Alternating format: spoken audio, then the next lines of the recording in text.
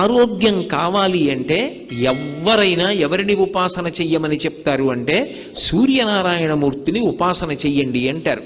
ఇప్పటికీ పిల్లల దగ్గర నుంచి పెద్దల వరకు సూర్య నమస్కారాలు చేస్తారు. ఆ సూర్య నమస్కారాల్లో కేవలం 10 విధములైనటువంటి భంగిమలతో చేసే నమస్కారాలు ఉన్నాయి. అవి తేలికగా చెయ్యడానికి వీలుగా ఉంటాయి.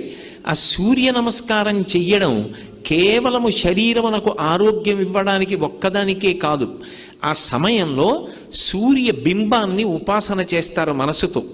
ఆ ఉపాసన చేసిన కారణం చేత దృష్టి నిలబెట్టడం కూడా అలవాటు అవుతుంది. దృష్టిని కేంద్రీకరించడం, ఒక విషయాన్ని పరిశీలిస్తున్నప్పుడు, ఒక విషయాన్ని చదువుతున్నప్పుడు, ఒక విషయాన్ని వ్రాస్తున్నప్పుడు దృష్టిని దాని మీదే కేంద్రీకరించగలిగినటువంటి శక్తి దేని వలన ఉత్పన్నమవుతుంది అంటే కేవలముగా ఆ సూర్య నమస్కారముల యందు